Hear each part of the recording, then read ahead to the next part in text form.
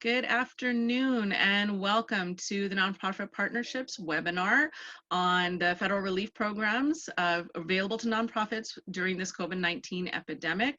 Thank you all for joining us today. For those of you who are working from home, we hope that you're safe and that you are able to continue working. For those that are essential services and working on the front lines, we greatly appreciate you joining us today and thank you so much for continuing your work. We are looking forward to everyone being able to continue your work soon. The Nonprofit Partnerships mission is to build the capacity of organizations so that you can make positive change in your communities, and we are doing our best to continue to meet that need. So by providing these webinars for you, and just continuing our services, we're hoping to continue and connect with you. I wanted to introduce myself. My name is Christina Krishbaum. I'm the program manager for TNP. Thank you so much for joining us. Thank you to our sponsors, Josephine S. Gumbiner Foundation, as well as the Port of Long Beach, for helping sponsor these webinars and making them free to the public. We greatly appreciate your support during this time. And if you're also interested in any of the webinars that you may have missed, all of them are up on our website, tnpsocal.org. You can find all of our past webinars on fundraising during COVID, communication during COVID, scenario financial planning. All of those are available up on our website, on our Facebook page, on our YouTube page, on our LinkedIn page. You can find them everywhere. If you can't find it, send an email to info@tnpsocal.org and we will direct you to the proper places to find those. And without further ado, I wanted to thank our two presenters for today. We have Brian Yacker and Stacey Bergman of YH Advisors. And for those of you who are familiar with TNP, you may remember Brian is our wonderful presenter for our tax law update that we hold annually, typically around February. So if you attended our Lunch and Learn this year, you would have seen him recently. And Stacey Bergman handles our 990 session. So we got some great people coming to help you out today. Brian Yacker is the managing partner of YH Advisors. Stacey Bergman is a partner with YH Advisors, and they are, as they title themselves, the exempt org experts. So it's wonderful to have them here today to give us their overview of the federal relief programs and be able to answer some of your questions. Just to remind everybody, if you could introduce yourself in the chat box, but if you have pertinent questions, if you could post those in the Q&A box, and we will try to get those answered for you during the webinar. If we don't get answered during the webinar, we will try and follow up with resources directly to you. So without further ado, Brian and Stacey, take it away. Thank you so much, Christina. And just perfect segue there. Stacey and I both fully realize you probably have lots of questions, lots of concerns after what we experienced, especially the past couple days. And so what we were planning to do is make it's a little more than introductory remarks, but you can see on the screen now is the presentation overview here. We are really just going to focus on the first of those programs, which is the Paycheck Protection Program. We will spend, at the beginning here, the majority of our time introducing and telling you about the Paycheck Protection Program. I will introduce the program, tell you the ins and outs of it from a legal perspective, and then I will turn it over to Stacey to talk about her headache-inducing, head-banging, frustrating experiences dealing with trying to obtain a Paycheck Protection Program loan for YH Advisors, ourselves, and then dealing with our countless nonprofit clients who are trying to obtain PPP loans for their own nonprofits. At that point in time, we will then hold it open for questions. So please do hold up on your questions. Well, you can certainly ask them in the chat box, of course, but we'll open this up for questions after we have introduced the Paycheck Protection Program.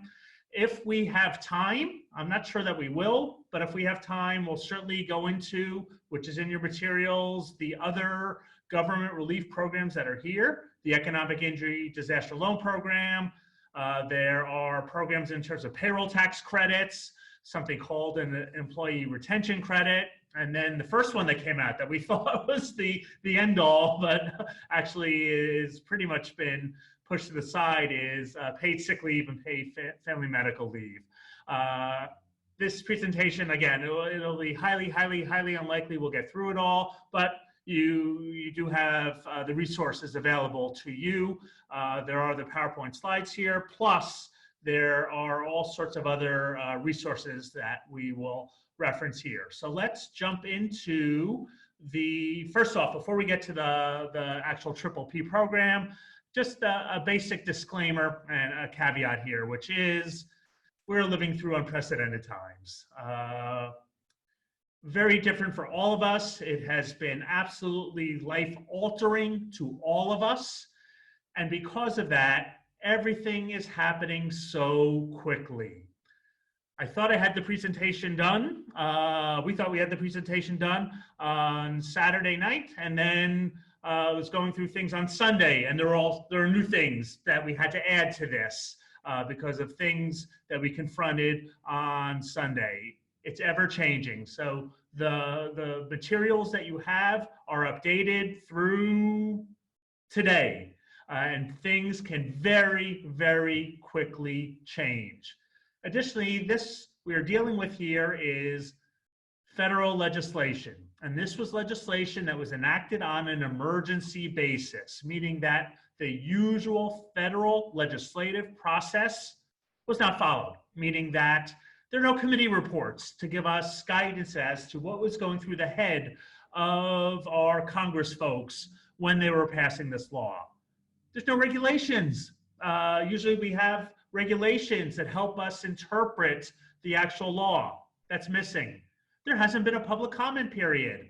All of this is so new. And actually, kudos to our folks in DC for getting this legislation enacted, not just drafted, but enacted in such a rapid manner. Now, with that, of course, the other edge of the other side of that sword is that the legislation is lacking in definitions. There are inconsistencies in the legislation.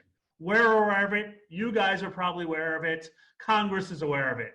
But in their defense, this was all just very necessary to get this legislation implemented as quickly as possible. In regards to this legislation and pretty much anything else, you hear it from Stacey and I, our clients hear from Stacey and I all the time, which is, we're not gonna have all the answers for you. Most likely your situation is gonna be facts and circumstances sensitive.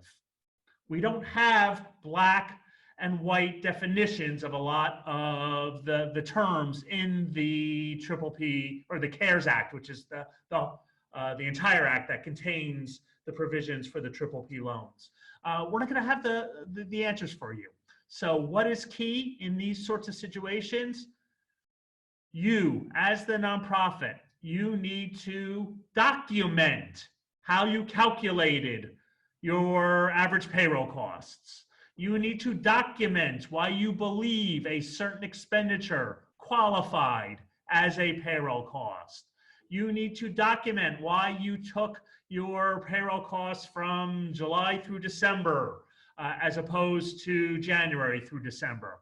All of this is just so important in the absence of black and white guidance that if you're taking a particular position, how you calculated something, why you didn't calculate something, why you included or didn't include something, just make sure you contemporaneously document the position that you took.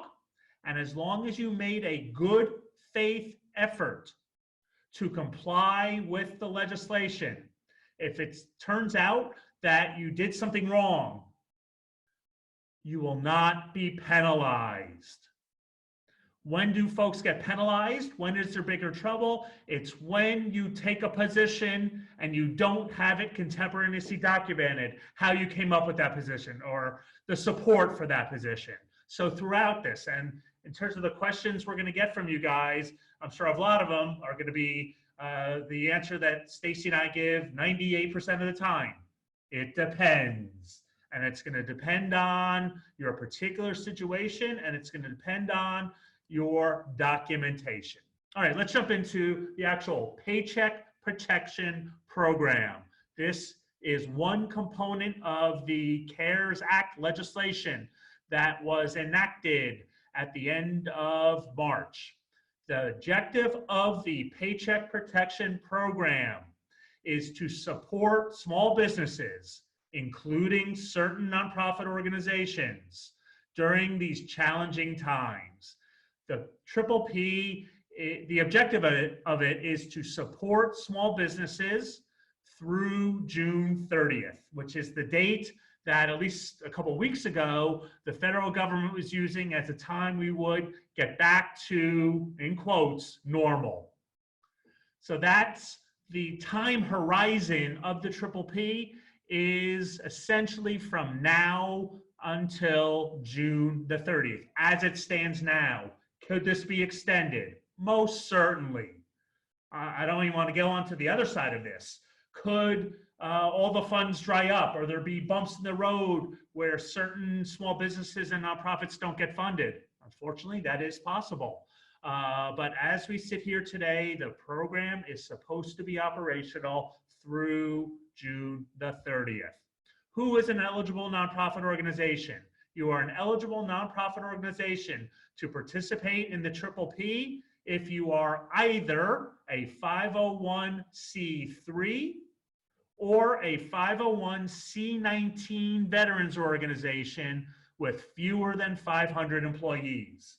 For these purposes, employees appears to be defined as either full-time or part-time employees.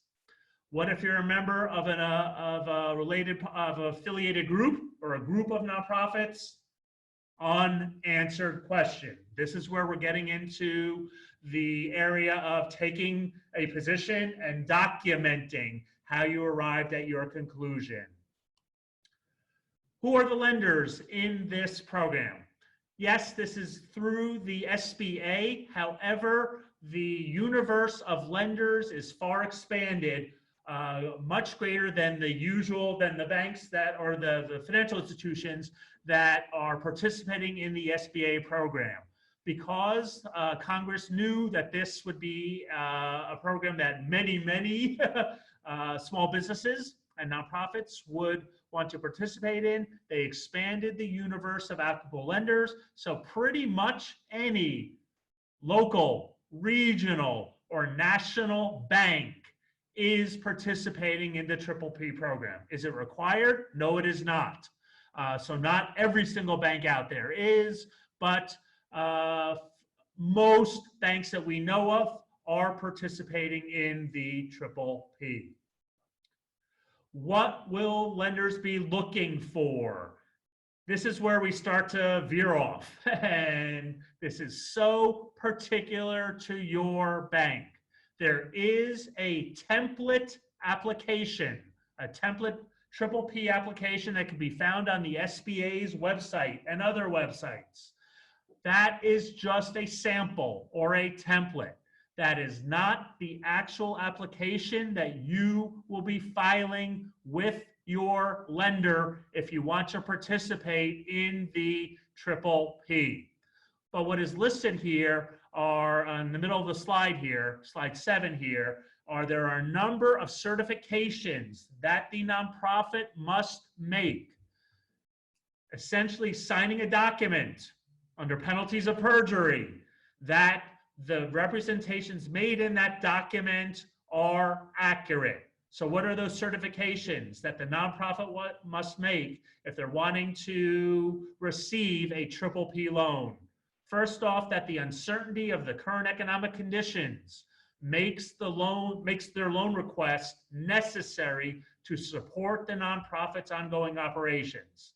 The nonprofit needs to certify that they will use the loan proceeds to retain workers and maintain payroll, or to make mortgage, lease, and utility payments. And the nonprofit needs to certify that they are not applying for more than one Triple P loan. well, they could be applying for one, but they're not going to receive more than one PPP loan.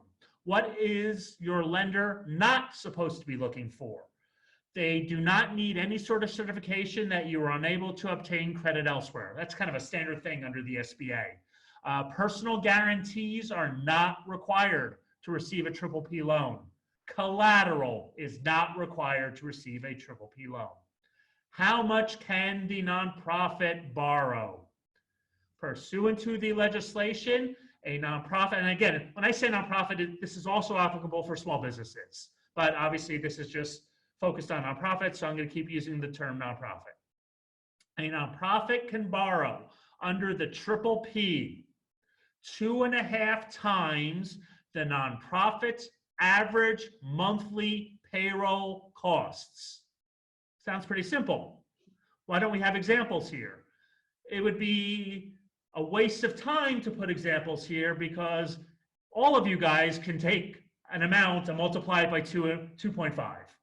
The real key here, where the rubber is not just meeting the road, where the rubber is burning up the road and causing all sorts of issues, is how does the nonprofit calculate their average monthly payroll costs? I'll address it from a legislative point of view, and then I'm going to turn it over to Stacey, and she can start addressing the challenges that have made our heads spin for the past week and a half in terms of this calculation of average monthly payroll costs. So from a legislative point of view, so I'm just referencing what the heck does it say in the actual legislation. It says that the nonprofits' payroll costs need to be calculated for the 12 months prior to the loan date. So you're thinking, oh, we're sitting here, it's April 6th. So we would calculate our payroll costs from April of 2019 through March of 2020. Okay, that sure sounds logical. When you go look at the template PPP application on the SBA's website, it references that you should look at your payroll costs for the 12 months in December, in 2019. So from January 2019 through December 2019. Most bank applications I have seen request the same thing. They request it not for the 12 months prior to the loan date, but they request your payroll costs from January 19 through December 19. Again, I'll turn it over to Stacey in a sec, but that's what the legislation says. So already we're seeing an inconsistency between the actual legislation and what appears to be being undertaken in process. How are payroll costs defined? Another incredibly complicating feature of this legislation is in the CARES Act, in the actual legislation, it seems to have two different definitions of payroll costs. One definition of payroll costs is for purposes of your loan application. And then the second definition of payroll costs, which is different, appears to have to do with how much of your loan is going to be forgiven.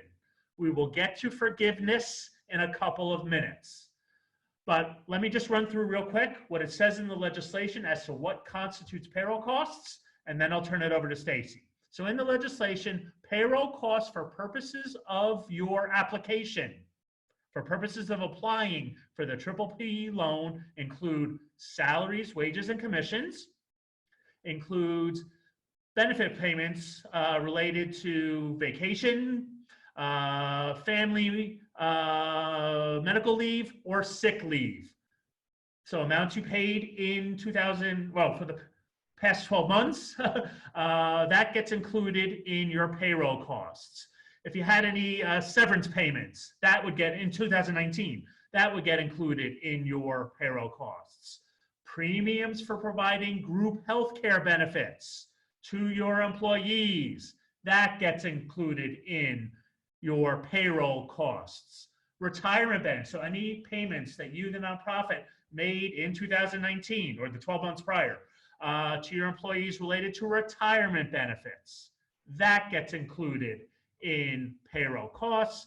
And then finally, the one that's causing the most confusion, for purposes of calculating payroll costs for your loan application, you include payments that you, the nonprofit, made to the state, your state government, state regulatory authorities, for any taxes, state taxes assessed on the compensation of your employees. That gets included in your calculation of payroll costs. So again, in terms of the period, we're not going to focus so much on the period now, the 12 months. Which 12 months do you take? Just check with your bank. Your bank will tell you which 12 months that they're looking for. We've been advising our clients to have both calculations ready, meaning calculate your average payroll costs from January of 19 through December of 19, and have it handy from April of 19 through March of 20, just in case your bank asks for one or the other. Stacey, please go into just what you've been dealing with, what we've been dealing with the past week or so in terms of how do we calculate our payroll costs. Yeah, this has been an interesting endeavor, to say the least. But we've had a lot of exposure to various banks, both major lending institutions as well as smaller banks. And we've also spoken directly with various SBA representatives to try to get to the bottom of this as much as possible. And as Brian said at the onset of this webinar, we don't have the crystal ball here. There are still a lot of unanswered questions. And so we've been going through this with our individual clients, and as Brian mentioned, with the firm itself, taking the best good faith estimate approach that we can. One of the things that has been very interesting to me, and there's a couple of questions that have popped up in the Q&A about this, has to do with the banks saying they're not ready. And one of the things that's been consistent throughout the banks is that delay. Keep in mind that the lending institutions, these banks, did not design this. They were not ready for this. This came to them with nearly zero notice and with nearly zero guidance. And so most of the banks are building out this infrastructure as they go. And to get a platform set up that is ready to take an estimated 40,000 applications per day per lending institution, there's a lot of investment time going into that. So that's why we're hearing a lot of the banks are not quite ready. So our exposure to this thus far has been really trifold.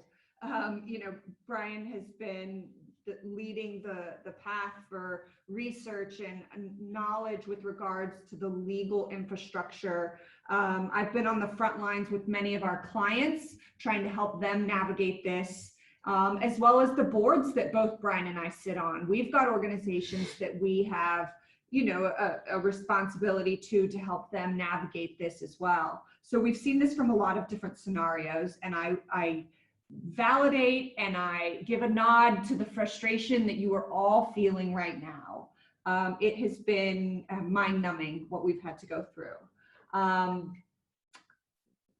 A lot of questions are coming up in terms of which banks can take this on. Can credit unions take this on? It's really any bank who wants to take this on.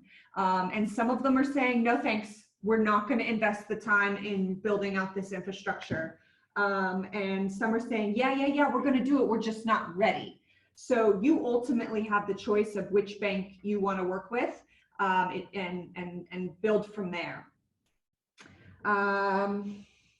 Couple other things that I wanted to just layer on with regards to our experience has to do, as Brian said, with some of our preliminary calculations and the amount that can be borrowed.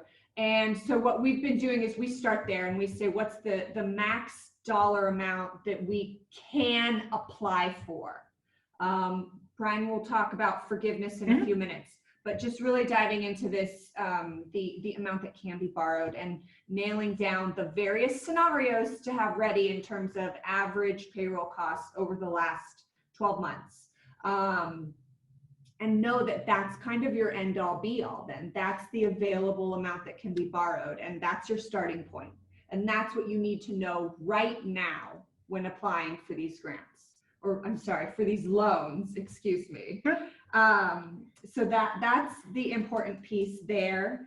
One thing to add into the payroll cost calculation, because I have seen a couple of questions roll in on this, independent contractors are not considered employees and are not included in these payroll costs. The legislature explicitly excludes them because independent contractors are self-employed and can go apply for this PPP themselves. There is a provision in the law, and I'm not going to attempt to regurgitate that, I'll leave that to Brian, that carves out for independent contractors. So their application, I believe, will be available after April 10th. And Stacey, just to chime in here, there is this is one of the areas where the legislation was, and again, we can't get on our Congress because they did a yeoman's job in terms of getting this drafted very, very quickly. But there is a statement in here, I was looking for it in the actual legislation, but which said that it had to do with eligibility, meaning that you are eligible, a nonprofit's eligible to participate in the PPP if they were in existence as of February 15th, 2020, and they either had, they were either compensating an employee or employees or independent contractors. And that just led to, why in the world did they mention, so it was mentioned in the legislation in that regard, and it confused a whole bunch of people. But just as you said, you already said it, I'm not going to repeat it, independents not included. Great. Do you want to continue? Yeah, on with, certainly. Yeah, let's go to forgiveness. Yep. And so before we get to forgiveness, there are a couple of elements that are not included in the calculation of the payroll costs for a nonprofit.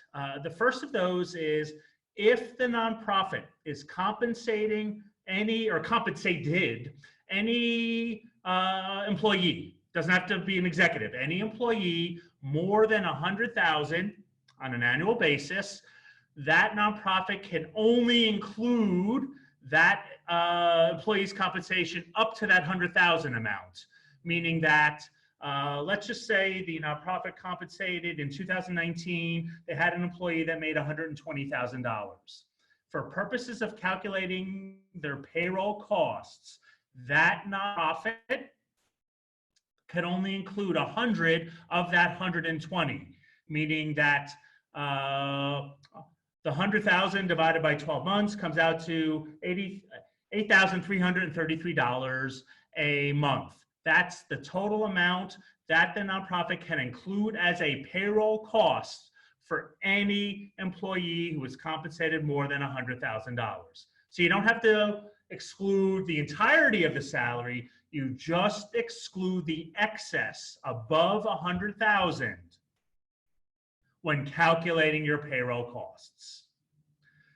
Federal payroll taxes. Now you have to really, really pay attention to the dates here.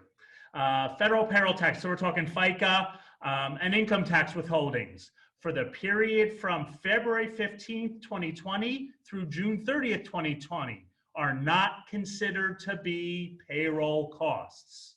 Well, if you're calculating for purposes of your application and you're using all of 19, these dates are 2020. So you don't, our interpretation of this and how we've seen the banks so far interpreting this is when you are completing your application for your PPP, you do not need to subtract out federal payroll taxes or federal income tax withholdings.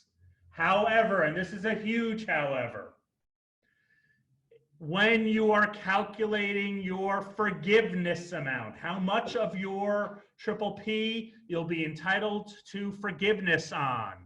When you're calculating your forgiveness amount, you cannot include federal payroll taxes or federal income tax withholdings. Those must be removed. Those cannot be included in your calculation of your payroll costs. So just keep that in mind. Again, we'll get into forgiveness in a second, but just keep that in mind when you're determining, oh, well, we're going to take out a loan for X amount of dollars. We're going to get the whole thing forgiven.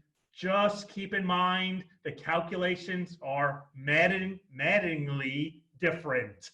There are different components to each of those calculations. So just watch out for that. And we'll get into the matching in a couple of minutes. Here's an important one that's probably not relevant for most of you, but it's one that's come up certainly within our practice. You cannot include in payroll costs the compensation for any employee whose principal place of residence is outside of the United States. So just keep that in mind, that if you have folks, employees of your nonprofit and their principal place of residence is outside the US, you cannot include their compensation in your calculation of the nonprofit's payroll costs. How is principal place of residence outside the United States defined?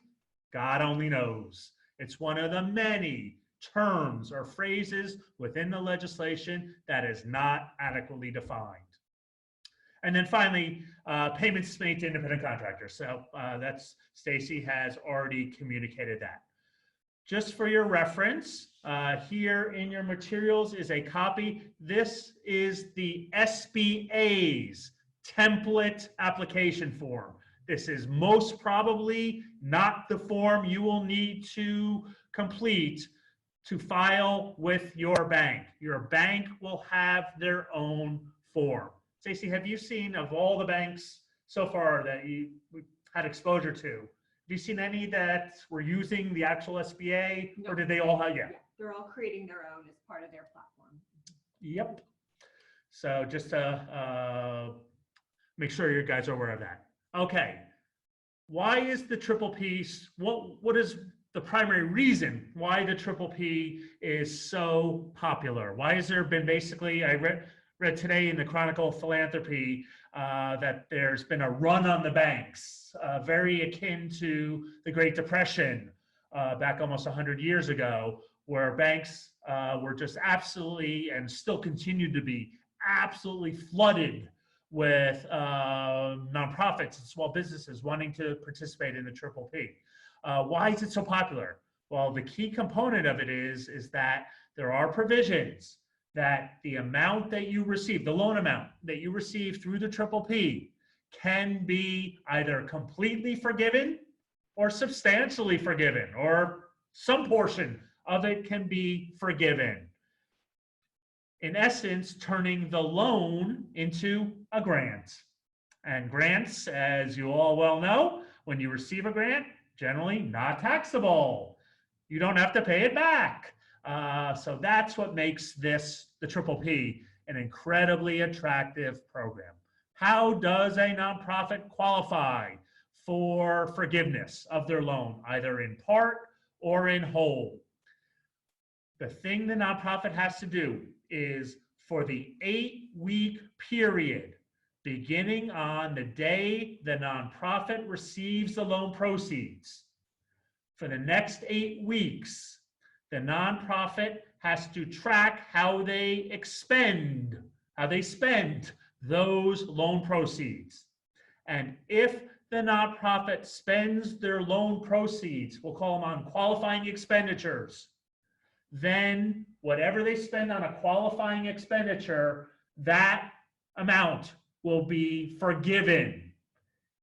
Let's just say that the nonprofit took out a loan, a triple P loan of $200, and they made, during the 8 weeks after their loan was funded, they made qualifying expenditures of $170.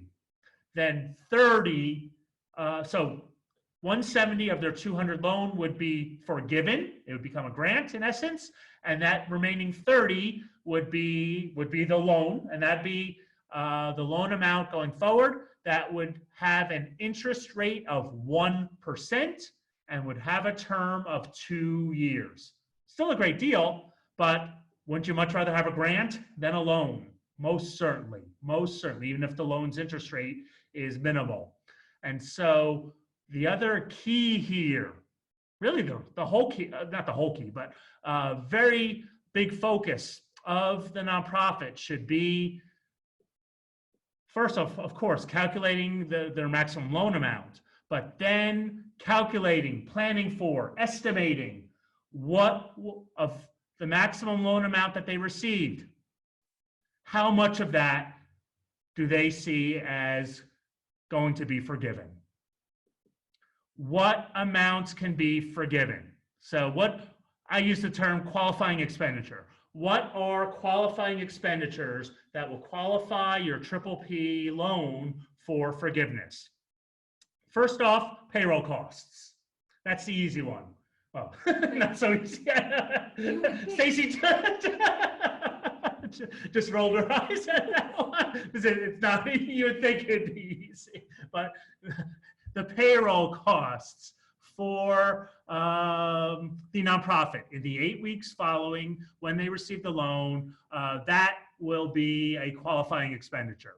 Interest on any mortgage obligation or any other debt that was incurred before February 15th, 2020 will be deemed to be a qualifying expenditure. Rent that you're paying. So if you have a leasing agreement that was in force prior to February 15th, 2020, rent expense is a qualifying expenditure. Payments on utilities, utilities payments, electricity, gas, water, internet, telephone, all of those are included as qualifying expenditures. The one caveat here, and that's the note at the bottom, no more than 25% of your qualifying expenditures, as we're calling them, can be for non-payroll expenses. So really the key here, at least 75% of your qualifying expenditures need to be payroll costs, payroll expenses. It's really the objective of the legislation was to encourage small businesses and nonprofits to keep paying their employees, not have any reductions either in workforce or the salaries that you're paying your existing workforce, salary cutbacks or things like that. That's what this legislation is incentivizing. So that's why there's this focus, so much focus on payroll costs. But you do get the bonus of the other expenditures that we went over qualifying as qualifying expenditures. How do you request a loan forgiveness? That's something you'll do through your lender. And so each lender, I'm sure, will have a different process for doing that. But just keep in your mind now that you will go through your lender for forgiveness. Your lender is going to, this is so important, your lender is going to be judge and jury and executioner regarding whether they believe a certain expenditure qualifies for purposes of forgiveness. We've already run it, and again, we're not getting on the banks here, but we've already run into banks, very, very large banks, some of the largest in the United States, that are already misinterpreting the act, already not understanding the definitions that are in the act. But at the end of the day, your lender is the one making the decision. You don't have recourse to go anywhere. Your lender is the one that is, as I said, judge and jury in determining whether your expenditures qualify for forgiveness. So it's so important that you are communicating with your lender now. I know the forgiveness, it's at least 8 weeks off and more than that, depending on when your loan gets funded, but you should be communicating with them now, doing a projection, work with your CPA, work with someone knowledgeable, a financially sophisticated board member, and project out what you think your qualifying expenditures will be. for the 8 weeks following when you receive the loan. With that, I'll turn it over to you, Stacey. I think it's a great point for you to talk about what we've been doing, dealing with our clients and even ourselves, you and I on Saturday, going through projecting what our qualifying expenditures would be. Yeah, perfect. So the first part of our calculation, as we talked about, was determining the available loan amount. That's piece number one. Now we've moved past that and we're looking at what amount of this loan can be forgiven. And so Stacey, can I interject really quickly? It's a little bit difficult to hear you. Sure. So if we could, I don't know if you're able to come a little bit closer to the mic or what have you, but I just noticed that it kind of faded out just a little bit. So I don't know if everybody's having that too. Christina, is that better? Oh, much better. Yes, thank you. There we Okay, go. good. We played some music. Yeah, we were trying to social distance as best we could. We're trying to stay apart. Okay. So with regards to the loan forgiveness, this is a completely separate section of the calculation and all of the template calculations that Brian and I have put together so far for ourselves, for the boards we sit on, and for the clients that we've been supporting through this process. And so what we've done is essentially just created another completely separate section where we outline what our anticipated payroll costs will be for 8 weeks. Which for most entities, that's 2 pay periods, but there's some that get paid monthly or maybe on a 26 payrolls per year. So keep that in mind. And it's 8 weeks from the date of the loan. Right. We haven't heard if that's loan approval, loan funding. What it says, again, this is just what it says in the legislation. Who knows? But what it says in the legislation is 8 weeks from the day you actually receive the funds. The nonprofit receives the funds. So there we go. But again, the caveat is your bank is the decision maker here. They may not know exactly. Yeah, so we're then creating a line for each of these elements.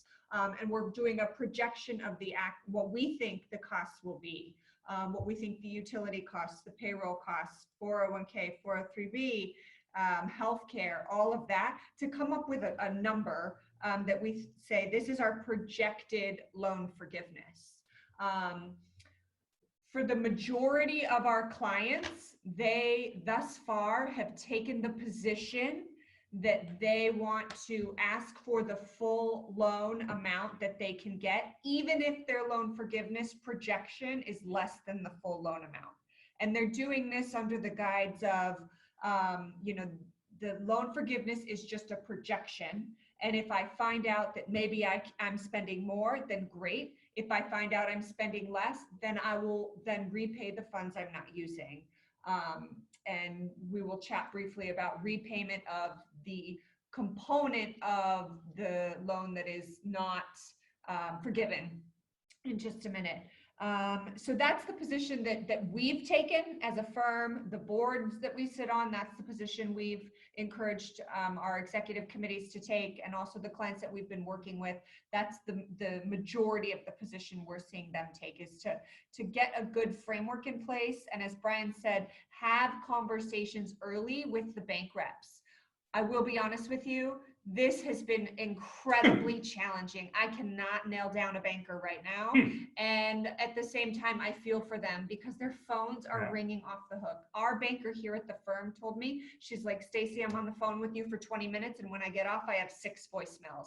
So that's her day right now, is just returning calls. So our recommendation is gather as much data, create various scenarios for yourselves, for your boards, for whomever you're supporting through this process.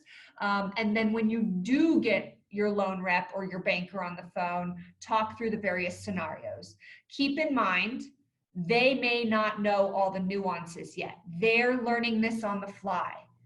That's exactly what Brian said, is that, we can regurgitate the law, but we don't yet know how this will play out in reality. So be prepared to almost train your banker. No, that's a great way to put it. Yes. Yeah, and so be prepared that they may not have all the answers, they may not know.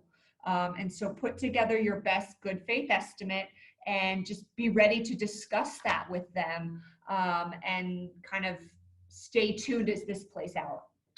Let's just cover a little bit more on the Triple P, and then we will get to questions. Mm-hmm. I know a good number have flowed in, but give us a couple more minutes here to cover a couple other elements of the Triple P, and then we will certainly open it up to, I know a lot have flowed in, and we'll take other questions that come in. First off, and this is something we're dealing with now, it's unfortunate, but it is what it is. The Triple P is being administered on a first come, first serve basis. And Friday, when the Triple P was supposed to open, this was on April 3rd, the great majority of banks were not ready for it yet. And again, in their defense, the legislation was an important update to the legislation was not finalized, I think, until it was like 5 a.m. Friday, April 3rd, Eastern time.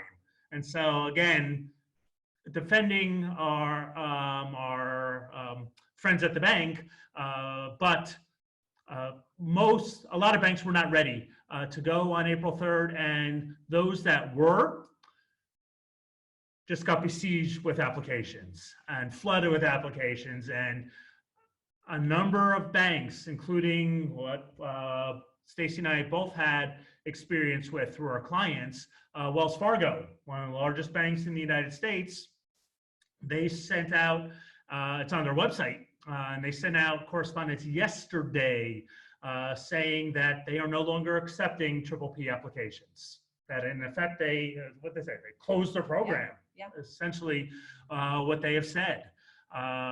So, really, the message here, it's a twofold message. The first part of this is apply sooner than later. Get in the queue. There is $349 billion that the federal government has allocated to the Triple P. I'm not sure if how quickly that'll get used up. And there is talk that if it does get used up, there'd be additions to that. Still, best practice, get your application in sooner than later once your bank is ready to accept that. And the second, just I guess, advice here is, and it's just what we've been seeing, and Stacey can certainly layer onto this based on what she's dealt with the past couple weeks, and that is, it sure seems that the smaller banks they seem to be ready quicker. They seem to be more responsive than the larger banks that we all know the name of.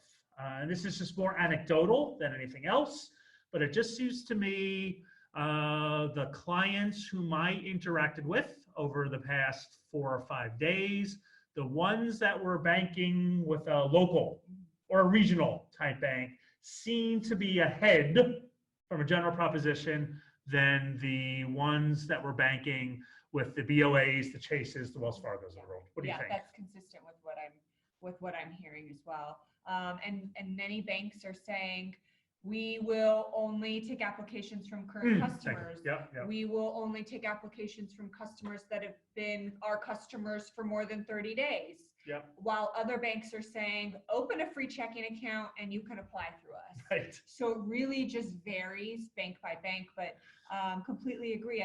One client emailed me on Friday and said, we submitted our application, we're all set. And I'm sitting there going, how did you do this? Because Chase, Wells Fargo, all of the large institutions are telling me we're not ready. So what's your magic? Well, they had a local small bank. Exactly. And so I'm not saying they're going to get funding sooner or anything's different, but it all depends on the infrastructure that the lending institution had in place. Yep, agreed. In terms of the other elements related to the loan forgiveness, in this day and age, the new normal, electronic signatures are permitted. It's envisioned, again, we'll see what happens in the real world here. It's envisioned that from the time you file your application, whenever that is, if you're lucky enough to be able to file your application, then loan approval and disbursement should be 3 to 4 weeks from the day you file your application. But those are just estimates. Those, we'll see what happens in the real world. In terms of the loan forgiveness, just to reiterate that the amounts of your loan that are not forgiven, that then needs to be paid back at an annual interest rate of 1% over a term of 2 years. And there's also a provision that you can defer interest payments, principal and interest payments, for 6 months from the date of disbursement of the loan. Not going to get into the intricacies of this. This does have to do with forgiveness, but essentially we just want to address this big picture. And that is, if in the time period, once you've, well, it actually begins on February 15th, but if the nonprofit has a reduction in their headcount or a reduction in their payroll, their total payroll expense, that will reduce the amount of your forgiveness. Again, the whole objective of this act is to encourage small businesses and small nonprofits, to keep paying their employees, not to lay them off, not to reduce their salaries. And so when there is a layoff of an employee, or furlough, or whatever you want to call it, when there is a salary reduction of an employee, the amount of your forgiveness will be reduced. There's a formula, a calculation. We're not going to take the time now to go through that. But just be aware of that. Your forgiveness will be reduced if you have a drop in your headcount, or if you have a drop in your salary expense, your payroll, I hate saying payroll, your salary expense in the time period from February 15th through, 30 days after enactment of the CARES Act is around April 25th or thereabouts. We're not going to get into misuse funds. I know that will not be a problem with all you guys. Eligibility, let's go over that. Essentially, for our purpose now, they're nonprofits, C3s or C19s with less than 500 employees. If you think you have an issue with an affiliated group or whatever, reach out and reach out offline, and we can certainly have the conversation with that. Well, I skipped over there. Unanswered questions. And that is, you can see them here on your screen here. Let's skip over this because let's try to take some of the questions that you guys have asked in terms of the Triple P. Right. And then if there are some questions regarding the disaster loans, we can do a brief introduction regarding that.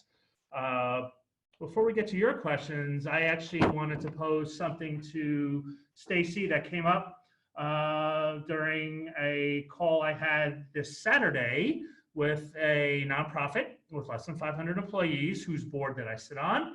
And there was a big debate during our board meeting. We were talking about the Triple P, and the question that was big on their minds was that this nonprofit gets a bunch of funding from governmental sources, received a sizable grant to pay for salaries for attorneys working in low-income areas.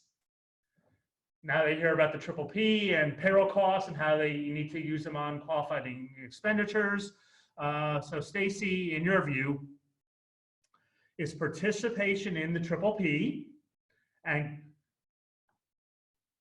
using those expenditures for attorney salaries, which is part of their program activities, does that either disqualify them from their grant, cause any sorts of issues related to their grantor, or cause them to have a reduction in their PPP forgiveness or something like that? So our position on this, and we've heard this question a couple of times, based on my interpretation of the program, I do not think that this would disqualify them from Agreed. participating in the Triple P.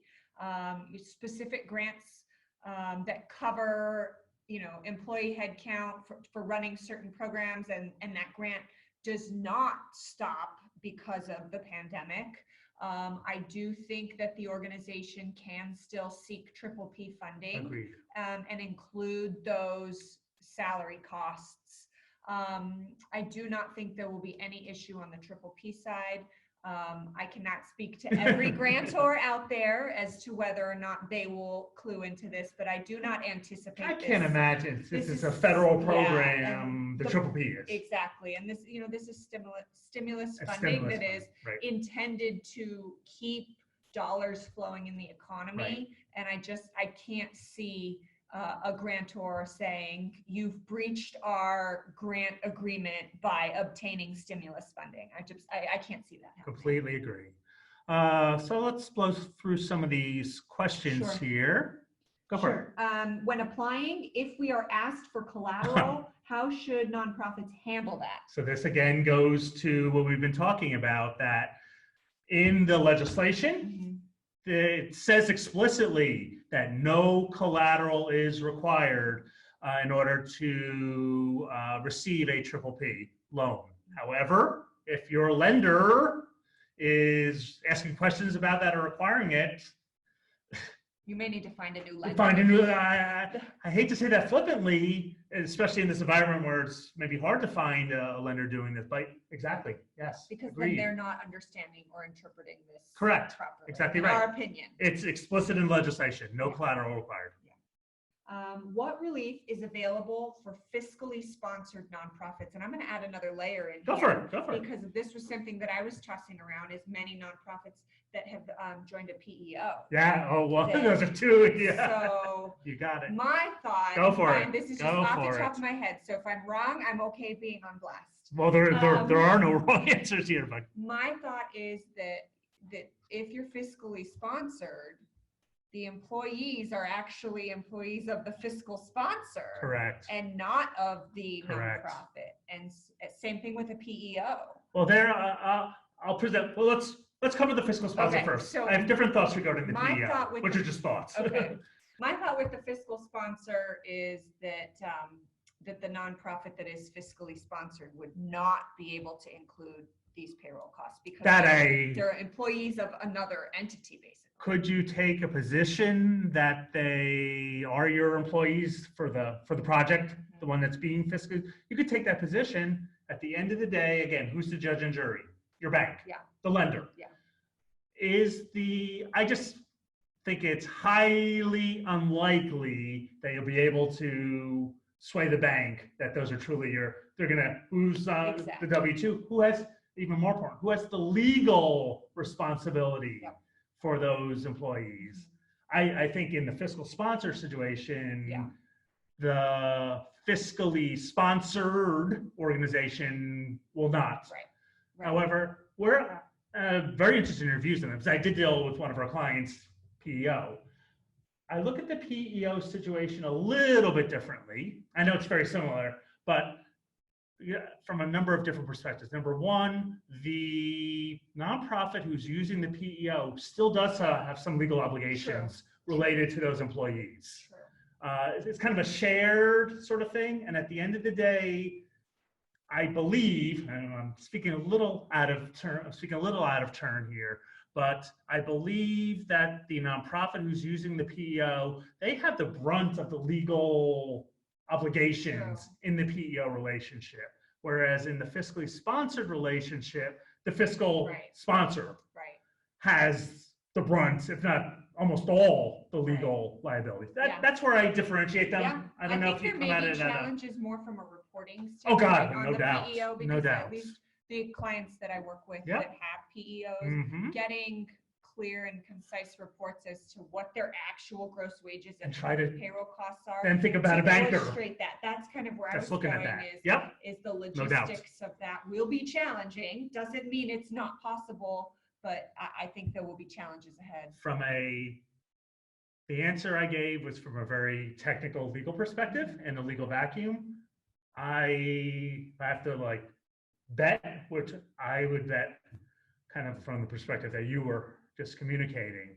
A banker, where's your W-2s? wait a minute, you're Where's not your listed 941? here. Yep. Where's your 941? Yep. You're not listed here. No, no forgiveness. Yep. So I think that's those of you that have PEO arrangements or work with organizations with PEO arrangements, definitely bring that up proactively so that there's no surprises down the road. When you calculate an individual at or above $100,000 salary, for this one individual, do you also include benefits and retirement, or is that $100,000 threshold straight salary? I'll answer from what I've seen. Again, there's no, and then certainly Stacey, you go for it also. This is another inconsistency in the law, in the legislation. If you go to the legislation, there is no guidance one way or the other to answer that question as to what, when you're looking at a employee whose compensation is above 100 on an annual basis, are you just limited to the 8,333 of salary, or does their retirement and their group health benefits, does that also factor into that? Or can you include those in payroll costs above and beyond without having to worry about the 100,000? To the best, well, not to the best. If I were judge and jury here, of course, advocating for our clients, I'd say that the retirement and the medical insurance is outside of the 100, and that you can include those expenditures as payroll costs without having to limit them or anything like that. The banks that I've interacted with so far regarding this haven't even come close to beginning to address this yet. Again, this is on the forgiveness side for the most, it's on the forgiveness side. Haven't even thought about this yet.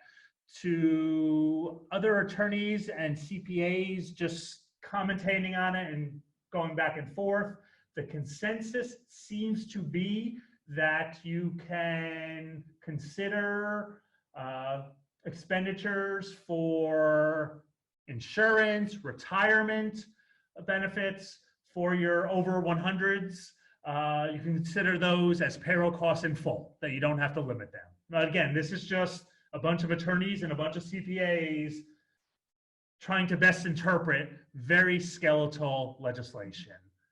Have you run into this? And what have you? Similar conversations with some of the bankers that I've been working with on this, as well as the SBA rep that I chatted with. They all said the same thing, that it appears that it's drafted as such that the actual compensation is the only thing capped. Right. And that the health benefits and any retirement or pension costs can be separately added on. That's the way I'm interpreting it, and they also agreed. So why don't you go over, you mentioned a little bit, but I think maybe more explicitly would be very valuable, how we ourselves, for YH advisors, how we're dealing with the uncertainty, meaning like a reserve or something. You did mention it, but maybe just in a little more detail about when there's uncertainty as to what your total forgiveness amount will be. Right. What can you do strategically, just from the perspective of the? Sure. And I can use the specific example for the board that I sit on, because we just had another executive committee call this morning to go over this. So for the board I sit on, the available loan amount that we're calculating is about $116,000, just to throw out some real numbers here. We believe, based on our projections, that we will be able to have approximately $78,000 of that forgiven. So, of course, I gave myself challenging math. What is that? 38,000? 38, okay. My brain's mush. That's just your 38. So approximately $38,000 that will not be forgiven if all that of you're these projecting to not be come to fruition. So we as a committee took the position that it is in our best interest, and as prudent, fiscally responsible leaders of this board, to request a loan for the full $116,000. And then we're going to sit on that. Obviously, continue to pay employees and operating expenses as needed. And then once the actual forgiveness comes through the pipeline and we determine what amount is actually forgiven. Let's say it comes out to be $80,000 that's forgiven. So we have $36,000 that is not forgiven. We will then assess our situation, look at our other funding streams, and we will then make the determination as to whether or not we will immediately return the $36,000 so that we don't accrue interest on that, or if we want to just sit on that and know that we're basically getting free money. Because at 1%, I mean, what would we be paying? $360 over 2 years? I don't do math in my head, so if that's an incorrect I think that number, is right. it's a ballpark. And so we kind of made that assessment that let's pull out the full amount and then let's wait and see how this forgiveness plays out. I would hate to only pull out what we think is going to be forgiven and limit ourselves, because the ramifications of the amount that is not forgiven is so minor, that in this situation, that feels like the right thing to do. And each organization should be assessing their individual facts and circumstances to make that determination, with their whoever they're working with, their board, their CPA, whomever. And that's the approach that many of our clients are taking as well. Continuing on with some other questions. And some of these, if I don't specifically call them out, I will try to respond by text later, or if we don't answer them, feel free to send them through via email, because some of these may need more facts in order to answer them. Would the cost of new employees be forgiven? And I'm interpreting that as new hired employees now that were not included in the 2019 salaries. And yes. Yes, they wouldn't. Let me rephrase my yes. They would not be picked up in your available loan amount calculation. Correct. That's based on historical data. It is what it is. But if you hire a new employee and you pay them during the 8 weeks subsequent to your loan funding, then absolutely, that is, that is part of that. And actually, one of our clients that I did their projection for last Friday, they've been hiring like crazy, even against my guidance in certain areas, but it's actually working to their benefit because their loan forgiveness projection is actually higher than their available loan amount. There you go. So I told her that I'm anticipating 100% of her loan being forgiven because her set payroll costs are so much higher this year than they were last year. So yes, new employees will be picked up in that. If you have an employee going out on PSL or FMLA, which will reduce payroll taxes because the Fed is covering these costs, will this count against the amount that might be forgiven? Yeah, so yes, it does. You don't, any amounts related to the paid sick leave, paid family medical leave, do not count as payroll costs for purposes of the forgiveness calculation. And there's a second part of this, and we plan on having them back before June 30th. So if you pay them for a portion of these 8 weeks, even if it's only for 2 weeks, whatever you do actually pay them, that would be picked up. As long as it's in the, in the applicable period. That's correct. If you receive funding for a billing under a government contract and you receive the PPP loan / grant, can the PPP be used as a grant covering the designated categories like salaries? In short, the PPP would be treated as a grant that is separate from the governmental contract. Yes. 100%. Absolutely. And we anticipate, just looking ahead, and this is again complete speculation, obviously the FASB hasn't had time to weigh in on this yet, but for those organizations that do get an audit, I'm anticipating this being a separate line item, as separate funding. Can't see how it wouldn't be. Yeah, just to call it out, that it, describe what it is to create greater transparency. Let's see, there's a couple in here that are specific for TNP, so I'm going to leave those.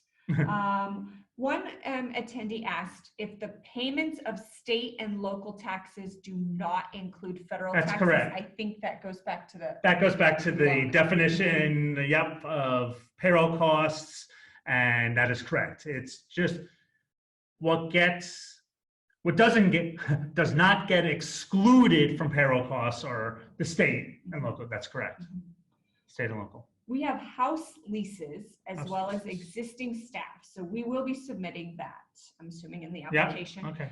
My question is, we may need to add housing immediately. Can we include those costs in the calculation? So it's only you can only include rent expense, if that's where you're going here, or interest, mortgage interest, for obligations that were incurred before February 15th, 2020, which I hope we're answering that correctly. Or that's the question that's being asked. That's my interpretation of the question here, is that, they don't want you to go out and take out a bunch of debt. No, now, exactly. That's just it. That's to why have the it. February Yeah. 15th comes in. Exactly right. So I Exactly think right. that's how it's being interpreted. Okay, one more question. Okay, and and then then we'll we jump can. into Yep, perfect. And this is more theoretical question, and I'm curious if we have similar or different responses. Why would a lender be conservative on their determination of what is forgivable? Would the SBA come after the lenders? Why would they be conservative? They really don't need to be, other than they need to be compliant with the legislation. So the legislation is about 30 pages long, and the last 10 pages of it are directed at lenders. And so if a lender is found to not be acting in conformance with the legislation, they could be in a whole heap of trouble with the federal government. So that's in essence their incentive, because they want to keep being a qualified SBA lender, or they don't want to have the IRS knocking at their door 6 months from now or anything. So that's what their incentive is.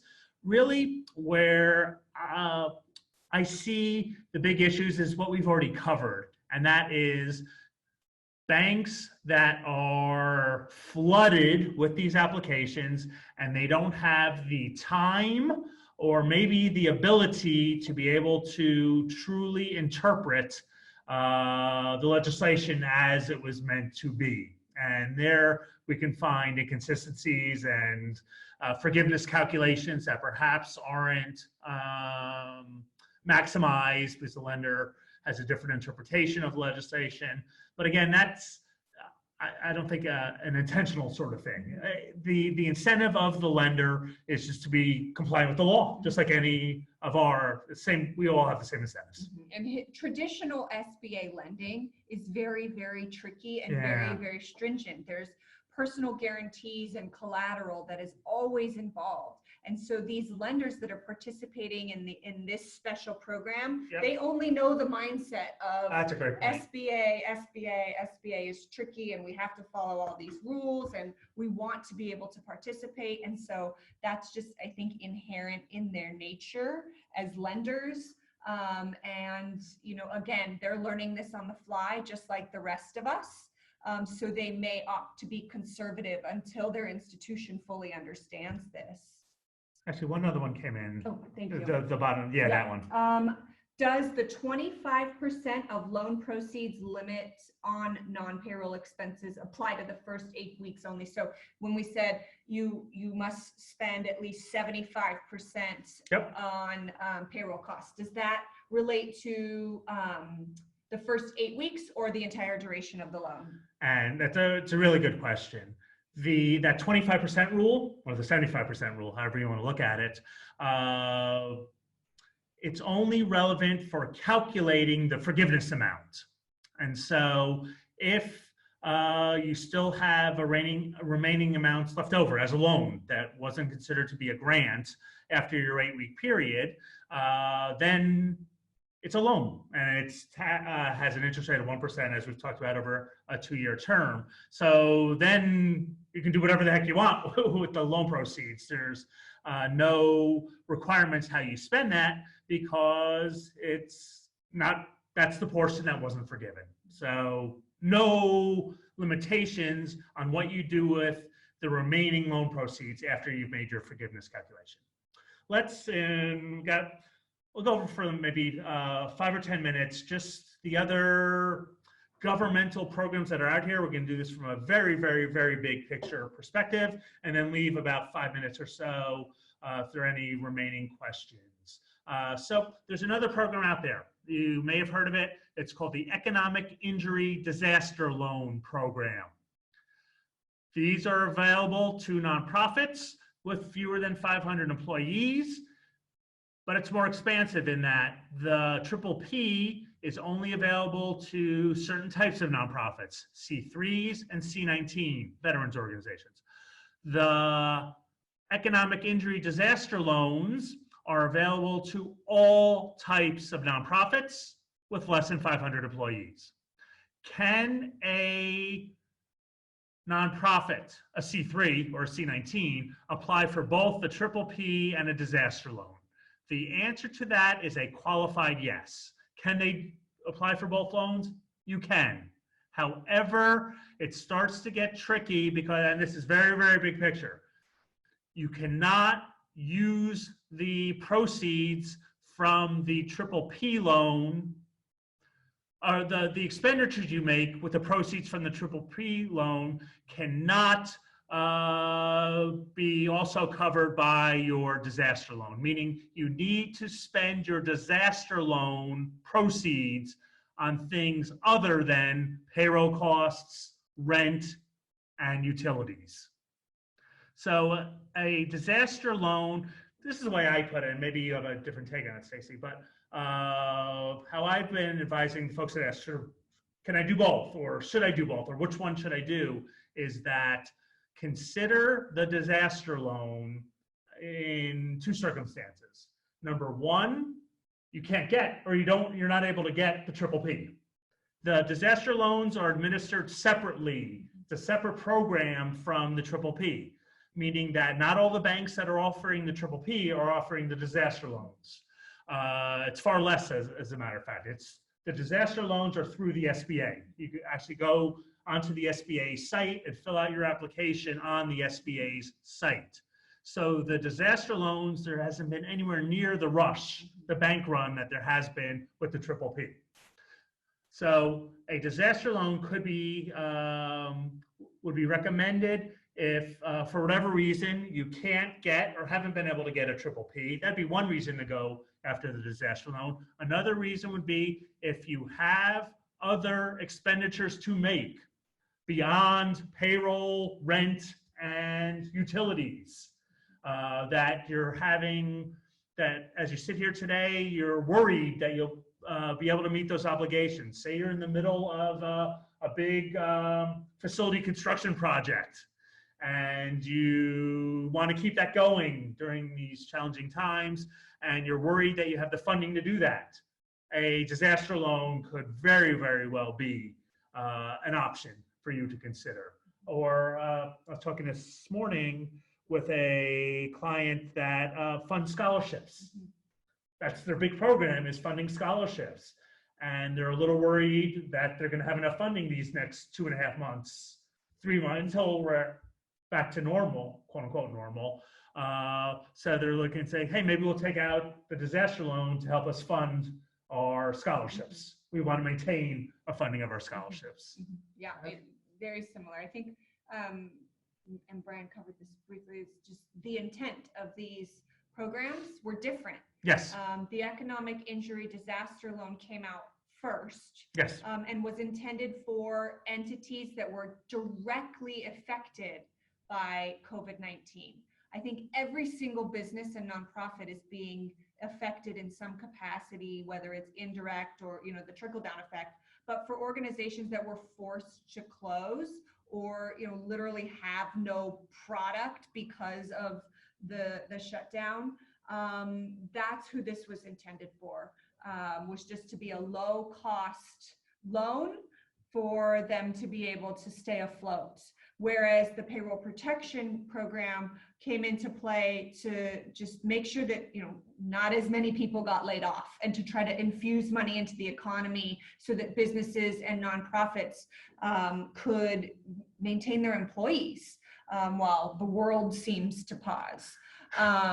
So I think I've had a couple of clients that are applying for the EIDL loans that, you know, as an example, one of them that runs a fellowship program for doctors. And, you know, they've got they've got a lot of costs surrounding that they have to keep going with, that fall outside of the costs that are permitted under PPP. We have another client that took out a short-term bridge loan last year to repair their roof, and their intent was to refinance this spring, and they're having challenges with that now because of this trickle-down effect. So for them, this EIDL is a great short-term holdover. And so I think there are various scenarios that this really makes sense for. Perfect. So in terms of the PPP, as we chatted about, up to 100% of that can be forgiven. So you can convert potentially 100% of your PPP, or less, a substantial portion of your PPP from a loan to a grant.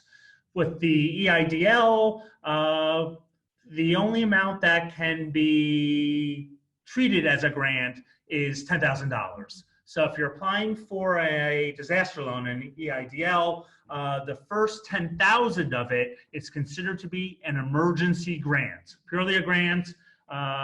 There's no spending limitations with it like there is with the PPP. No, it's not a forgiveness sort of thing. It's just the first $10,000 of the EIDL is an emergency grant. After that, it is a loan. And it is a loan that has an interest rate of 2.75% for nonprofits, and it has a 30-year term. Principal and interest payments can be deferred for up to a year from when the loan has closed. Being that this is more formally a loan, and if you look at the PPP, it really is, for the most part, a grant. I know not in total, but really it's treated more like a grant. Here, collateral, personal guarantees, do need to be provided based on the loan amount. As we said, you apply on the SBA's website. And it was brought up before, but just to repeat, be mindful of the interaction with the EIDLs, with the PPP, in that the proceeds from your disaster loan, your EIDL, cannot be used for the same expenditures that the PPP loan is used for. There was a good question here that we'll just address right now. PPP only supports, it's an 8-week test for your forgiveness. Could the EIDL support payroll after that? Most certainly. Most certainly. If you've got the ability to handle the collateral and the personal guarantees, which can sometimes be tricky for nonprofits, depends on the lending institution. If you can get through those two hurdles, yeah, you absolutely could take on an EIDL to support payroll subsequent to the PPP funding weaning off. There are 3 other programs or opportunities that are here in the materials. I'm going to skip over all 3 of them. They're here in the materials. We only have less than 5 minutes left. And why are we okay skipping over these? Because each of these opportunities, in essence, cannot be taken advantage of if the nonprofit's taking advantage of a PPP. And so our assumption is that the PPP is going to be most beneficial to your organization. And if you are able to get into the PPP program, then payroll tax deferral, or something called the employee retention credit, and then the paid leave stuff is not going to be relevant to your organization because you won't be able to take advantage of. What I wanted to do, or we want to do in our last couple seconds here, you'll see all the different materials here. Just spend a minute or 2 on what's going on from the IRS, because we're getting a ton of questions regarding this. First off, as we sit here today at 3:26 Pacific time on April the 6th, the IRS has yet to extend the filing deadline for the Form 990 or 990T or 990PF or 990 whatever. So as we sit here today, the 990 filing deadline is still the same. It is 4.5 months after your year end with a automatic 6-month extension. As we sit here today, if you are a June 30th, 2019 year end, your 990 is ultimately due May 15th. As of today, there's no provision extending that. Do we believe we will have an extension before we get to May 15th, 2020? We do. We believe, from what we've heard, that there'll be a 6-month pushback of the applicable filing deadlines. I can't guarantee that to you now. So how we're treating what we're interacting with our clients, our junior end clients, is we need to get your return filed. As of today, we need to keep going forward and get your return filed as if it was due May 15th. In terms of IRS, and then just materials here in regards to that. In terms of IRS enforcement, the IRS since March 25th, 2020, People First Initiative, the IRS has put a freeze on enforcement activities, has put a freeze on collection activities, meaning that if you have outstanding obligations with the IRS, interest is frozen, interest is not accruing, and will not begin accruing until we're back to, in quotes, normal. IRS is not starting any new audits of nonprofits during this freeze period. Existing audits of nonprofits are continuing at the discretion of the IRS field agent. We have a number of IRS audits that have been ongoing from before this all became a thing. A couple of those audits have come to an absolute standstill. A couple of them are proceeding at the taxpayers' insistence, wanting to get through it in a time when their staff aren't very burdened right now and they have more time to pull documents. And a couple are continuing at the insistence of the IRS wanting to push through them when they have the time to do this. But from a general proposition, IRS enforcement and collection activities have been frozen and will resume again once we get back to somewhat operational here in the U.S. That's it for the prepared remarks. I don't know if I don't know if we have any other open questions, but we're pretty much at the end of our time here. I know we're about down to the last 30 seconds here. I just want to thank you, Brian Yacker. Thank you, Stacey Bergman, for that incredible presentation and for sharing all that information with us. For those of you that are still with us, you can download those slides right now. They are on TNP's website, tnpsocal.org. Check on the resources tab. I want to thank again YH Advisors for putting this together very quickly and helping walk us through these new programs. Thanks again to the Josephine S. Gumbeiner Foundation, as well as the Port of Long Beach for sponsoring these webinars, making them free for everyone. And hope to see everybody on Thursday. We have our next webinar set up for what your board of directors can be doing during this time to help you through this crisis. And that is going to be Thursday at 2 o'clock. So if you're interested in that, it's another free webinar. You can go to tnpsocal.org and register for that today. And to everyone else, thank you for joining us today. We hope that you are safe and well, and we will see you all very, very soon. Hopefully online, but hopefully in person too, eventually after this. So thank you again, Brian. Thank you, Stacey. And if you have any lingering questions, please feel free to email those over to info@tnpsocal.org. We'll do our best to get you those answers as soon as possible. And from all of us at TNP, stay well, stay safe, and thank you all so much for all that you do. Have a great day, everybody. Thank you. Bye-bye. Bye. Bye.